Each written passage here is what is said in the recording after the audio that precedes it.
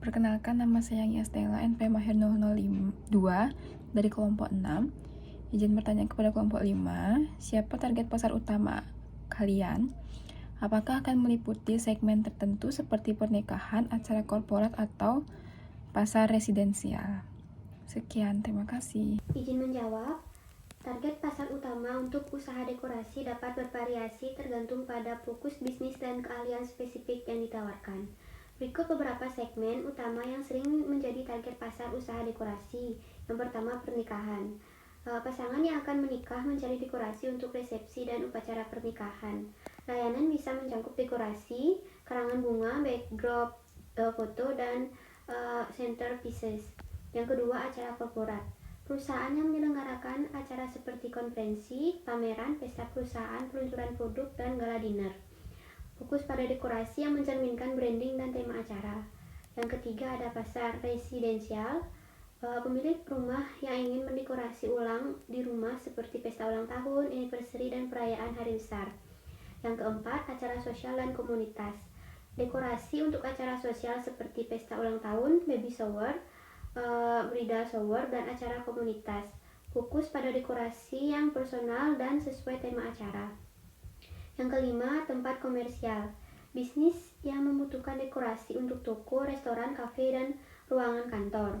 Dekorasi yang menciptakan suasana yang menarik bagi pelanggan dan karyawan. Yang keenam, acara pemerintah dan lembaga. Lembaga pemerintah dan non-profit yang mengadakan acara resmi, seminar, atau kegiatan sosial. Dekorasi yang seringkali formal dan mencerminkan institusi tersebut.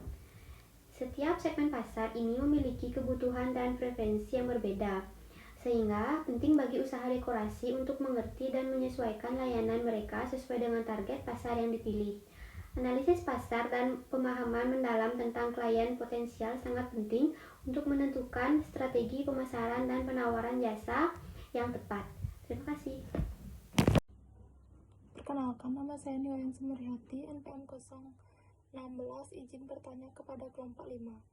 Bagaimana Anda akan membangun dan mempertahankan hubungan dengan pelanggan? Sekian, terima kasih. Saya izin menjawab pertanyaan mengenai bagaimana Anda membangun dan mempertahankan hubungan dengan pelanggan.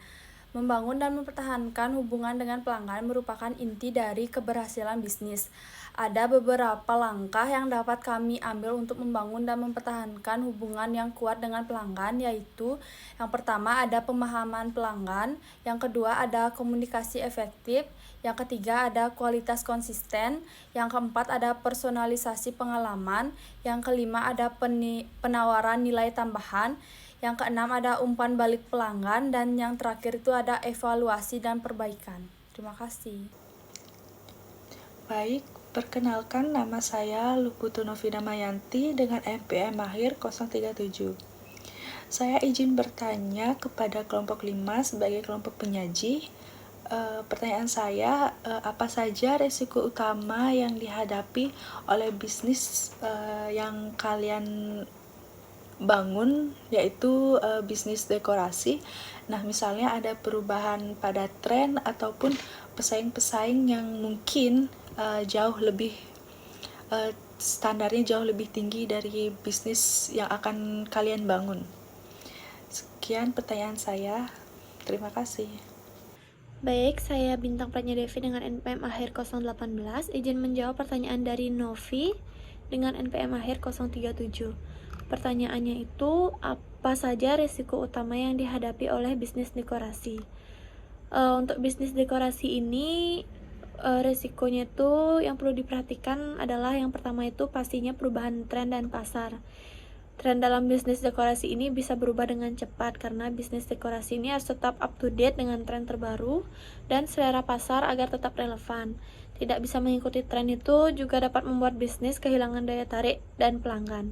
Nah, yang kedua itu ada persaingan yang ketat. Industri dekorasi ini kan seringkali memiliki banyak pesaing, mulai dari perusahaan besar hingga perusahaan yang kecil. Yang ketiga itu ada biaya overhead yang tinggi, di mana bisnis dekorasi ini seringkali memerlukan investasi awal yang besar untuk peralatan, bahan, dan ruang kerjanya itu.